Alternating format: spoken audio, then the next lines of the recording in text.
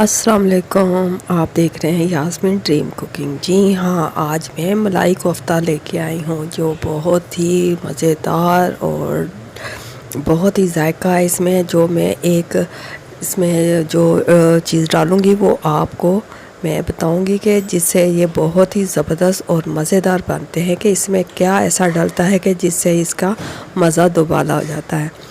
चलें जी, ये मेरे पास 1.5 किलो कीमा है और इसमें मैंने ये डाला है ये सुरख मिर्च जो फ्रेश है वो मैंने चॉप की हुई थी, वो मैंने 2 चम्मच डाले। आप अपने टेस्ट के हिसाब से इसका मसाले रख सकती हैं, स्पाइसी या कम स्पाइसी। और इसमें मैंने डाली है खसखस, जो बहुत ही कम लोग जानते हैं कि खसखस से बहुत ही ज़बरदस्त टेस्ट आता है इसका। और ये मैंने प्याज चॉप किया हुआ था एक दरमियाने साइज़ का छोटा।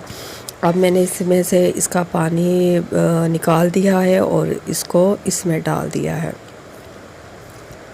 ये पानी निचोड़ के इसका मैंने इसमें कीमे में मिक्स कर दिया है। अब ये है भुने हुए चनों का पाउडर और ये मैंने छान के इसमें डाल दिया है। इसको ग्राइंड किया था, अब मैंने इसको छान लिया और इसका मोटा मोटा जो है वो मैंने इसका निकाल दिया है। ये तकरीबन आधा कप होगा, 1.5 किलो कीमे में ये आधा कप चने का पाउडर है। और इसमें डाला है नमक, सुरख मिर्च, और ये 1 चम्मच सुरख मिर्च और नमक आप टेस्ट के हिसाब से डाल सकती हैं। ये बहुत ही सॉफ्ट और ज़बरदस्त बनेंगे।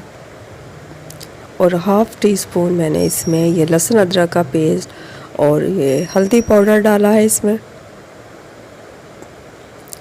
अब ये तमाम मसाले कीमे में अच्छी तरह से मिक्स करने हैं, क्योंकि ये मेरे जो कीमा था ये फ्रीज़ किया हुआ था, इसलिए इसकी ज़रा गुठलियाँ सी बनी हुई है। मैंने इसको बहुत ही मैश किया, ऐसे जैसे आटा गूंथते हैं, ताकि ये एकदम सॉफ्ट और यकजान हो जाए और कोफ्ते हमारे बहुत ही ज़बरदस्त से बने। कई दफ़ा कोफ्ते जो पकाते हो तो फट जाते हैं, उनका कीमा ही बन जाता है। वो यही तरीका है कि आप अच्छी तरीके से इसको मैश नहीं करते।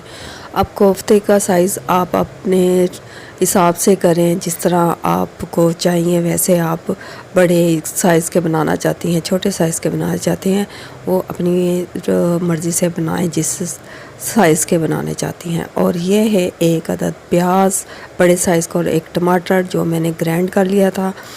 अब इसमें डाला है ये हाफ़ कप ऑयल और ये ग्राइंड किया हुआ प्याज और टमाटर का मैंने ये मिक्सचर इसमें डाल दिया है।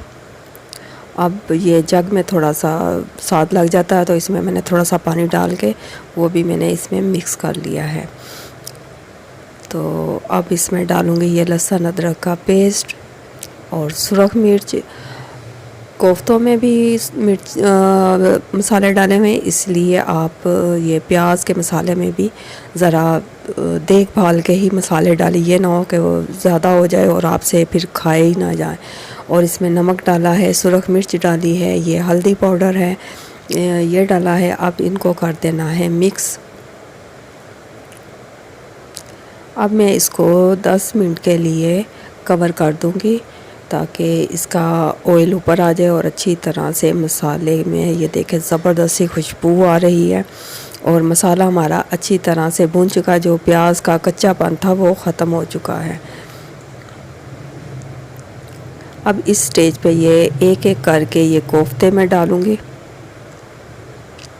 मैंने कोफ्ते ज़्यादा बनाए हैं और इसलिए मैंने कुछ कोफ्ते फ्रीज़ कर लिए थे और ये बाकी का मैंने इसमें इस तरह एक एक करके डाल देना। अभी आपने इसमें चम्मच नहीं लगाना, इसको कवर कर दें 10 मिनट के लिए। हल्की आग पे पकाना है, तेज़ आग पे नहीं पकाना। और ये देखें ये अब गल चुके हैं और ये सॉफ्ट भी हो चुके हैं। अब इसमें डाली है 1 चम्मच मैंने ये दही। अब इसको फिर कवर कर दिया था मैंने 5 मिनट के लिए और इसमें डाला है ये हरा धनिया। तो अब इसमें ये डाली है काली मिर्च।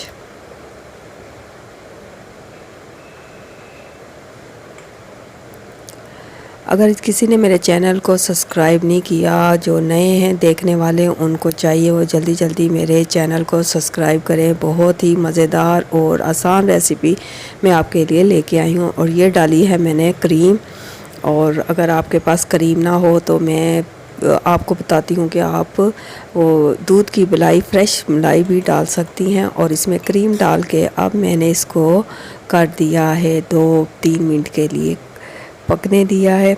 और ये देखें बहुत ही सॉफ्ट अंदर से और ज़बरदस्त, टूटे भी नहीं हैं और बहुत ही क्रीमी ज़बरदस्त बने हैं। आप ज़रूर ट्राई करें और फिर मुझे अपने फीडबैक दें कि आपको ये मेरी रेसिपी कैसी लगती हैं। अगर मेरी चैनल को अच्छा लगता है तो इनको लाइक करें, शेयर करें और सब्सक्राइब भी करें। फिर आऊँगी एक नई वीडियो के साथ। अल्लाह हाफिज़, अपना ख्याल रखिएगा।